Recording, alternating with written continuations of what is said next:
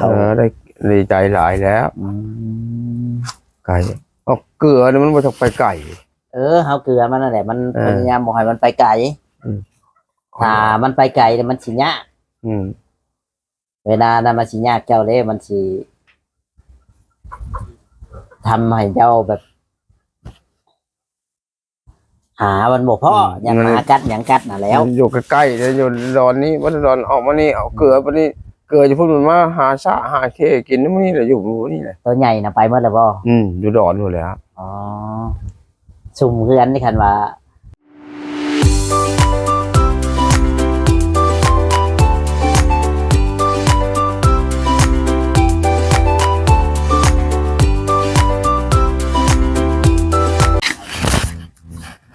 สวัสดีและสบายดีพ่อแม่พี่น้องFCเนาะวันนี้บ่จอยกลับมาบ้านลุงหมออีกแล้วหรือว่าบ้านทานหมอเนาะวันนี้บ่จอยเอาข้าวเอาน้ำเอาข้าวเอาข้าวเปลือกข้าวสารมาให้ลุงหมอเพิ่นเนาะพอได้กินแล้วก็ได้เกลือไก่พี่น้องเนาะเพราะว่าวันนี้ก็อยู่ที่เรือนลุงหมอบ่ฮู้ว่าลุงหมอมาแต่ไสกินนี่นะเนาะก็จังไดก็ฝากแม่ FCเป็นกำลังใจให้มาจอยเนี่ยเนาะฝากกดไลค์กดแชร์กดติดตามเนาะจังไรก็ลุงหมอกับมาฮอดพอดีเพราะว่าทางมาจอยก็ได้เอาของมาให้เพิ่นเนาะเล็กๆน้อยๆบอกว่าสิถูกใจเพิ่นบ่หรือว่าจังใดก็สิพาพ่อแม่พี่น้อง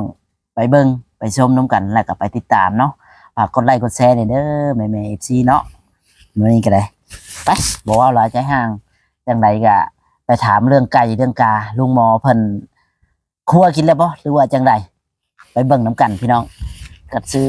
มื้อนี้ก็ได้มาเถอะสบายดีอ๋อเห็นยังนี่น่ะนั่งอยู่มาได้ไสมาแต่นั่นไก่วัดไก่ไปเห็นยังวัดน่ะไปลิ้นหรือว่าไปขอข้าวไปลิ้นน้ำเพิ่นเด้ค่อยซื้อข้าวมาให้แล้วโดยดีใจบ่ได้กินข้าวดีใจข้าวยังอันนั้นน่ะข้าวสารหมดข้าวเปลือกเกลือไก่ได้เกลืออยู่บ่ไก่น่ะเกลือเนี่ยเอาก็ยังเกลือน่ะเอาข้าวสารตัวนั้นของเบิร์ดแล้วข้าวสารเลยอ๋อค่อยซื้อมาให้25โลโดยข้าวเปลือกไว้เกลือไก่โดยดีใจบ่ได้ข้าวเปลือกดีใจได้กินเลยข้าวสารนี่ก็50โลนี่ได้จักมื้อนี่หึงเติบหึง25โลเอาพิษหึงเลยหึงเติบแล้วกินจนเบิดนะกินจนเบิดบ่ถ้าเมื่อมันเบิดนี่แหละแม่ใหญ่ที่เพิ่นซื้อไก่ให้นั่นแหละโดยเพิ่นเห็นเจ้าว่าบ่มีข้าวกินโดยจะสิได้กินคือหมู่อยู่ดอกวันนี้ก็ได้โดยไก่ก็เกิดตอนเช้าตอนแรงตะเวนวังพ้นหลังเข่าเนี่ยมาเลยฮะยังหมดแล้วว่าไก่น่ะยังเบิด10ตัวนึงมันยังเพี้ยวตั้งแต่ปล่อยพอมันเป็นยังเพี้ยวๆนะมันจังรักมันขามันเป็นจังเกลืออะไรเอาข้าวคอกเรารู้เลยว่าไก่น่ะเกลืออะไรมันก็ดองเขาเองครับแล้วก็อัดแล้วก็มาเช้ามากปล่อยปล่อยออกนั่นแหละเฮากับบริมาโดนเฮากับเลยนี่แหละเอาข้าวเอาอย่างมาให้ข้าวเปลือกอะมันได้กินโดนอยู่หรอกเลยว่าไก่มาเนี่ยดีใจจัก%เลยลุงหมอได้เขาได้ดีใจหลายแล้วไก่เอาเกลือเนี่ยมันมาจากไปไก่เฮาเกลือมันนั่นแหละมันพยายามบอกให้มันไปไกลถ้ามันไปไกลเนี่ยมันสิยากเวลานั้นมันสิยากเจ้าเล่มันสิทำให้เจ้าแบบหามันบอกพ่ออย่างหากัดอย่างกัดน่ะแล้วอยู่ใกล้ๆเลยอยู่ร้อนนี้วัดร้อนออกมานี่เอาเกลือไปนี่เกลือจะพูดมันมาหาซะหาเคกินนี่มันนี่แหละอยู่นี่แหละตัวใหญ่น่ะไปเมื่อไรบ่อยู่ร้อนอยู่แล้วอ๋อซุ่มเพื่อนนี่คันว่าอันนั้นเจ้ากับบัต้องตากแดดมันหลายหากเอาออกวันนี่โมเมนต์ยังดอกตากแดดมันชิกรอบเอาเข้าเตียงไว้หั่นหรือว่าเจ้าจะเอาไว้ในหลังอันนี้ก็ได้มันว่าจำเป็นนะย่านว่ามันกรอบมันถือแบบทุกคนนั่นแหละเวลาพูดอะไรจนว่ามันได้ลูกได้ไข่มันเจ้ากับครั้ง อันนะเพราะว่าห้วยเจ้าป้าแบบมันดอกนี้เด้ น้องว่าผมว่าไก่กำลังงามนะคนละนี่ด้านหมอ สุ่มแล้วกันนอนอยู่ สบายนะลุงหมอ โดยไฟคือปปิดแหละประตู มาแล้วป้าแล้วกังเวนนอนอยู่นี่ คิดว่าลุงหมอคลอนี่อยู่โอ้คือเปิดประตูอยู่ นอนอยู่ไหนมันลมเลยนี่ กังเวนแล้วนอนเล่นอยู่นอก ว่าสิเข้าไปเปิดเบิ่งได้เห็นอยู่อย่ามาเพ่เห็นบ่ เห็นอยู่นอนดินนั่นเลยว่าขับไปด้วยเดียวนะ ลูกน้องไปใช้เลยลูกน้อง ไปน้ำเวียดมาเนี่ย กินข้าวกันยังมื้อนี้นะ นี่นะกินกับหมกปลาซิว มันจะหมกปลาซิวเอาปลาซิวมาได้ใช้ ก็พอสิทนก็เพิ่นมาเสียมาตวัดเพิ่นเอิญไปเอา ปลาซิวเป็นนี่บ่หรือว่าปลาซิวเขาหมกแล้ว บกแล้ว อย่าเราไม่ออกไม่หานี่แล้ว ก็ หมกให้เพิ่น เพิ่นบกให้เอา ทื่นเนาะแซ่บคือยัง แบบมันบ่มีอันกินเลยนี่ อย่าแล้วเขามีกินเขาเลยแล้วใครก็เขาโอ้ไม่กินแล้วว่า เขาเปลือกเนาะเขาเปลือกเขาสารแล้วเหลือก็นี่เขาเปลือกบ่ได้เกิดกับเอิญแล้วว่าจะมาเนาะบ่มาเนาะกลับบ่มากังเวน เจ้าจะมันบ่มากับมันมาหมดแล้วเจ้ายังคือมันอะไรว่ามันยังคือเก่า ยังครบ บ่แม่นว่าไปต้มกินเด้ น้อยแพ ได้ งอ เลย ยู่ ลุงหมอเอ้ย แพงอยู่นะไก่นี่ไก่งามไก่คักสูงดี ข่อยไม่ได้ซื้อไก่โอกให้เจ้า นั่นแหละเขามาเห็นเขาโอ้เขาว่าไก่นี่ได้อีกจะ10เด้เขาว่ามาเติม หน่วย เป็นหมูคักโอ้ซ้ำนี่ไก่จะพอแล้วเขาว่าเพิ่มมันได้ลูกเขาว่าเข้มชื่อหลายก็ได้หลายเขาว่าเออ มันได้ลูกอะชำเจ้าชีอันนั้น ไก่แม่ว่าเลย ไก่แม่บ่สิเป็นบ่ไก่ผูก ไก่แม่ โอ้ ไก่ปูก็ใช่นะแต่ตัว ไก่ผูก หมอไก่ผูก็มี ไก่ผูกก็ตัวเดียวป่ะ สอง ปูตัวแม่น้องใหญ่กว่าก็ได้ตัวนี้นะตัวปู มันมีข่อยซื้อครูน้อยมาจากครูเลยมันมี คัก ไก่ ตัว ผู ไหน ตัว บ่ นึงตัวใหญ่นะมันมีไก่ผูตัวนึง ปูจ้าเลยตัวแม่เลย ข้ามมาก็จะคนแตกของมันถดป่าพุ่นแหละ ไก่ตัวนี้ก็เจ็บชิ้นเนี่ย เจ็บตีนจังว่ะ มันเหยียบหนามกูยังลุงหมอ ตั้งแต่ปล่อยพุ่นได้ตั้งแต่ปล่อยสมบิดพุ่นได้อันนี้แพงมัน อืม เจ็บตีน แบบว่าพันผูกมันหลายปะแบบว่า ผูกเลยหลาย ยั กัน ยันว่าเขาผูกมันแบบผูกเพผูกขาแบบนะ มันนั่นแน่ ที่จะทานไก่เนี่ย ไก่ ว่าตัวใหญ่กว่านี้ก็คือมีอยู่มัน มี ไข่มันก็เริ่มไข่ เริ่มแล้วต่อยแล้ว มันเริ่ม ต่อยเนี่ยนะ ไข่เลยได้ ไก่บ้านเฮาน้อยมันไข่ไว้กันเนาะ แบบว่าคอยกระชื่อมาตัวใหญ่เนี่ยตัวน้อยเนี่ยผสมประสานกันนั่นแหละเพราะว่าเขาเอาแต่ตัวใหญ่มันก็ราคามันก็แพงตัวมันเงินก็บ่พออีกมันเอาผสมประสานกันนี่เป็นหมอ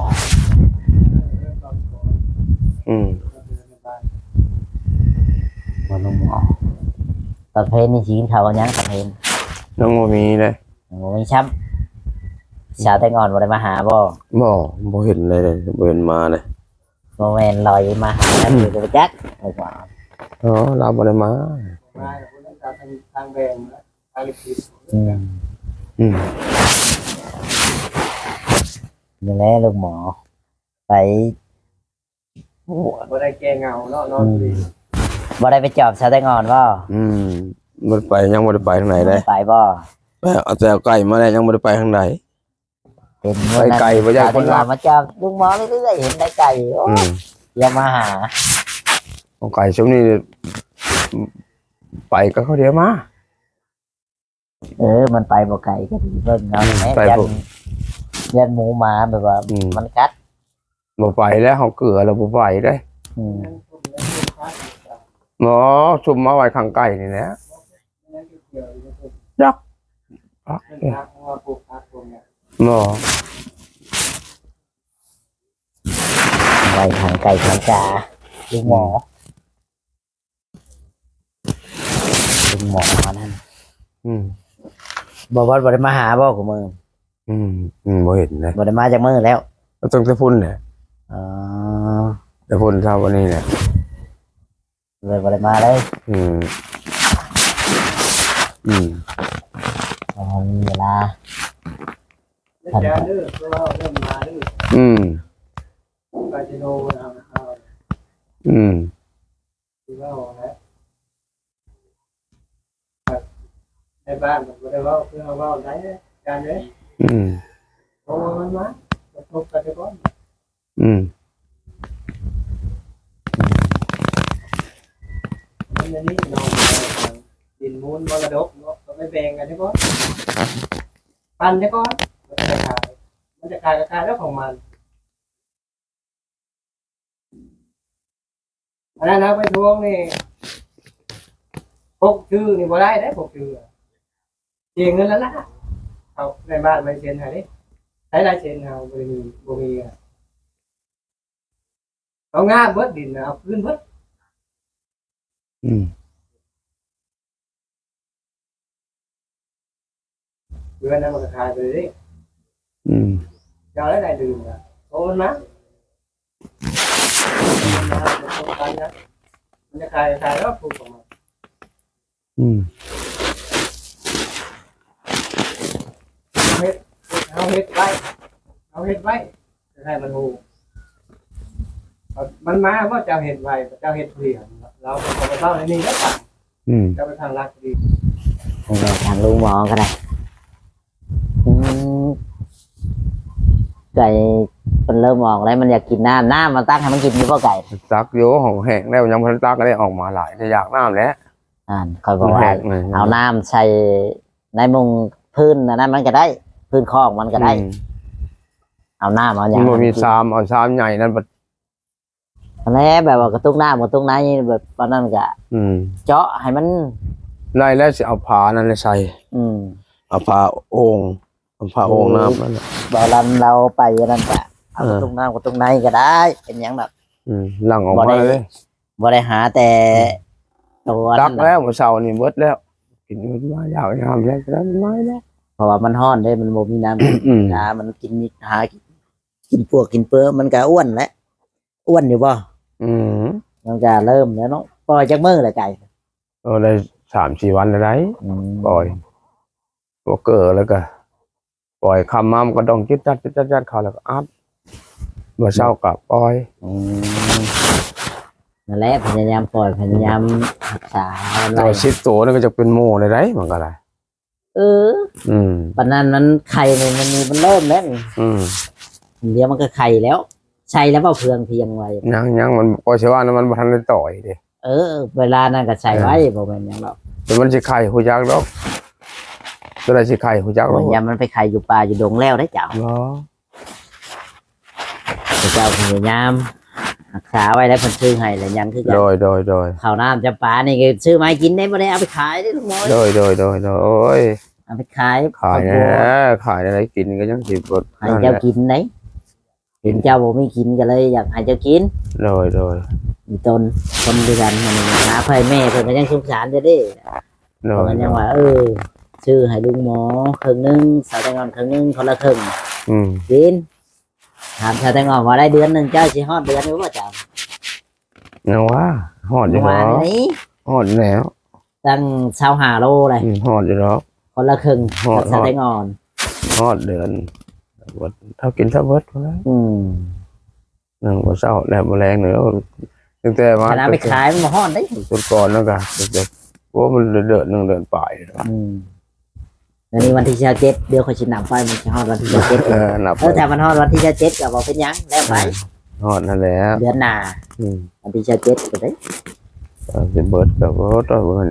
บ่แม่นหยังดอกบ่แม่นว่าเฮาอันนั้นดอกนี่ไก่ตัวนี้มันก็สิเริ่มจากไข่ มันเป็นเครื่องเลยเด้ ไก่แม่เครื่อง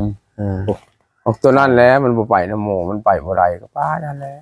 มาแล้ว นั่นมันเที่ยวเอ๊ะ ข้าวเปลือกเขาก็ซื้อมาให้แล้วก็เกลืออ ม พยายามเกลือเอาบ่แม่นสิเกลือเรื่อยๆเด้เกลือแบบเดือนนี้ เกลือแต่ว่าเวลาตอนเช้ากับตอนแรงเกลือเทอละหน่อยให้มันหากินเองน้ำ อืม เจ้าเกลือเรื่อยๆห่วย เกลื มี อ หลายกับมดหลาย บางอัน เขา ก็ เลยตัวไปพูดตัวนี้กันมาเลย อืม อันค่อยเกิดเธอแล้วก็แวะหน่อยแล้วก็แวะน้อยนั่นเกิดมันแล้วมันจะบ่ไปนะวันนี้ เจ้าเกลือหลาย วันนี้ เจ้า วันนี้ก็ห่างแล้วผมจะมันอยู่แล้วก็ห่างไปก็เกิดขมืออะไร แม่นเกลือเช้าเกลือแรงกับพ่อเกลือแบบอย่างละน้อยอ่ะนะแบบว่า พอให้มันหูจักคอกหูจักที่หูจักทางนั่นแหละ คือคนเฮาคือกันแล้วขันเกลือ มันเคยกิวเคยกินมันก็มาเอง มาเองมันบ่ไป มันก็ไปอยู่มันหักไปบ่ไกลขันเฮาบ่เกลือในห้วย ไปแล้ว ถึงมันไปไกลคนเขาคนมาหาอยู่หากินเขาเห็นเขายิงกินเห็นได้ฉัน ยิงกินหมาแหละนี่มันบ่ไกลบ่ไปไกล นั่นแหละเฮาไปให้มันบริเวณแถวนี้เฮาก็ยังฮู้จักเฮาอยู่เฮือนเฮาก็ยังสิได้ยินเสียงมัน มันห้องมันหยังคันว่าคนหลักไหลจากยิงมันก็แล่นมาแล้ว คนจะบ่ปานใดดอกคนย่านแต่หมาแล้ว นั่นคือเขาว่าว่าแล้วเจ้ากับพญายามคือชุ่มเงินเขาบอกมาไว้พี่ หากเอาออก นี่นะไว้หลัง อันนี้ก็ได้นี่หลัง อืม ของเจ้านี่โมเมนต์ยังดอก แล้วมัน พ ด ยา อย าม ก มันแบบ เนาะ มันตากแดดมันยังมันผูกมันพังได้ฉันเพื่อเจ้าสิได้อันนั้น วันนั้นจะเอาคำมาไว้ เจ้าเขามาไว้ มันสิได้สิมีของเฮาดีใครกว่าเฮาบ่มีนะลุงหมอเอ้ย แม่นแล้ว แม่นหยังคือกันนี่คือเพิ่นชื่อมาให้แล้วเจ้าต้องรักษามันบ่แม่นสิว่าเอาสิไปป้าทิ่มไปทุรีตัวใดมันดอก เพื่อหาสิหาเงินมาซื้อนี่เจ้าสิหาได้อยู่บ่ อืม ฐานเป็นบ่ บ่เป็นแล้ว คือแบบนี้แหละขอยก็อยากให้เจ้าอันนั้นรักษาของเพิ่นซื้อมาให้ขอไก่คักคือหยังนี่ขอไก่ลุงหมอ อืม ธรรมดาก็อยาก หลวงพ่อบุญโสนนี่เรามาบอกว่าเราเข้าไก่คักอันนี้เราอะ มุงกับมุงโรซิ่งนั่นธรรมดามันมีใช่ คักแล้วเราอะเข้าไก่นี่ครับประกันเราอะฝน นอน ต ไป ก ยัง ฟั ไง งฝนตกกับบุญญาเรา ลุงหมอเขาไปนอนหันยังได้ แล้วตีนมันยังบ่ทันเอาละมันไปใส่ซ้ำละซื้อมาแล้วบ่ทันเอาไปใส่ ใช่หยอดใส่เพราะว่าให้พวกขึ้นบ่แม่นหยังดอก หนึ่ง วันนั้น พวกสองมาบด พวกมันสิกัด นะถอกใส่ท่านแล้วก็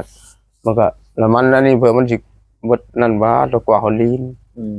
แต่มันเลยไผ อืม แล้วเอามาแล้วบ่ทันไปถอกใส่ ตอบใกล้ได้เวลานั่นก็กวนให้มันแปลนน้ำยันว่าภัยใหม่ภัยลามมาห่วยใหม่หมดเด้เจ้าบ่ให้มันแปลนนี่พอไก่เจ้าก็บ่เหลือเด้ถ้าภัยใหม่ อืม เราต้องรักษาความสะอาดและเรือนตัวเองลุงหมอบอกหลายคนผู้อยู่ตรงเจ้าและบอกให้เขาเฮ็ด อืม เล็กๆน้อย อยู่ก็ ๆ สำ ไม่ บ่ ใช่ภัยในชอบไว้คนละติ มัดเลยมัดส อ๋ อ อง ต่อไปขอไก่ อืม พุ่งอยู่ว่า พุ่งอยู่ ได้ 3 โมง 6 โมงมันก็เดใช่หั่นเลย เอาเวลามันก็เปิดเองเนาะ เปิดเอง นั่นแหละได้แหละค่ะรักษาไว้บ่แม่นหยังดอกคอยก็จะให้เจ้ารักษาคอยก็โดนๆคอยเข้ามาคอยก็แวะเยี่ยมมายามนั่นแหละ โดย บ่คอยก็มีหลายทางไปคือกันเนาะ อืม คือเจ้าก็กลับมาเยี่ยมมายามโดนๆมาทีนึง โดย คันว่า อ่า ผู้ใหญ่เพิ่นใช้คอยก็ซื้อหัดซื้อนี่มาให้ โดย คันว่าเพิ่นบ่อันนั้นก็ยามมันมีของเขาก็เอามาให้มันบ่มีก็บ่ได้เข้ามาอยู่เข้ามาเยี่ยมมายามกันนี่แหล้ว โดย ข่อยบ่ได้เข้ามานี่คิดฮอดอยู่บ่ กินฮอดนั่นแหละมันเห็นคนบริญาณเลยมันบ่หนีมันลืงเลยเด้ มันสิหนี้ไก่มันคุ้นนะแล้วให้เจะเลี้ยงไก่หลายๆพระราชิมา ขอทำลุงหมอให้อยู่บ่นี่ ไอ้มันหลายแล้วมันเลี้ยงต่อ อืมเล่นหว่าบ่ให้ ไอ้ อ๋อ มันหลายก่อน ให้มันหลายไปแล้ว สัก30-40นี่ มาขอทำลุงหมอไปเลี้ยงต่อข่อยก็ได้ มัน6เป็นอย่างเดิน6มัน2เทื่อบ่ได้ได้ เออเผื่อฮอดพุ่นมันก็ เออ ได้สองได้สามเถื่อกับนี้นะ เออ บ่แน่บ่นอนกันเจ้าหักษามันได้ รักษาแล้ว อืม บ่ให้ มันบ่ เสี ยาก ยแล้วมันได้แล้วบ่มี อืม ผู้บ่ได้ซื้อให้ได้ แม่นะ แพงอยู่กูมื้อนี่ก็ได้ เจ้าว่าโตหนึงเท่าไรโตละแสนโหแสนสมมุติว่าเจ้าได้หลายสมมุติว่าได้ซ่อหนึ่งช่องซ่อหนึ่งก็ห้วยเจ้าก็เห็นเล่เงิน ได้ซื้อข้าวซื้อน้ำกินอยู่เลย แม่นแหละ เวลาบ่มีก็ยอดไปขายดำโต อืม แม่นแล้วอ่ะ แม่น โตส แล้ อง ว โตหรือว่าเจ้ามีหลายขาย10เป็น20นี่เจ้าก็เห็นเลขเงินล้าน แม่นแล้ว พอได้ใช้โมเมนต์วันที่ขายแล้วขายหมดปุ๊บปั๊บบ่ได้ 10โตก็ล้านหนึงแล้วแล้ว 10 โตก็ล้านหนึ่งอะแล้ว แต่พ โอ วก เค ใหญ่ คลิปนี้ก็สิบ่มีหยังหลายสิให้ลุงหมอขอบคุญขอบคุณผู้ใหญ่กันแน่ที่เพิ่นซื้อข้าวซื้อน้ำให้ เนี่ยให้อยู่ดีมีแฮงเด้อ ให้ คนเจ็บ ได้ดี จะได้ความไข่ในมีเด้อไม่ใหญ่ใจบุญเด้อให้เจ้ามีแต่ความสุขความเจริญ ให้บดครอบบดครัวเจ้าให้อยู่ดีมีแฮงนอนหลับฝันดีเด้อไม่ใหญ่เด้อสาธุให้อยู่ดีมีแฮง โอ้ย เรียบร้อยโอ้ยได้เข้า นี่แหละพี่น้องเลยเนาะทางเฮือนลุงหมอ มาถ่ายให้พ่อแม่พี่น้องเบิ่งนี่หลอดไฟที่ว่าแม่เพิ่นซื้อมาให้ก็ได้ติด2ข้อไก่เพิ่นพี่น้องเนาะกับ2ข้อไก่ มากับทางเพิ่นซีเด้นี่มันมาเข้ากันม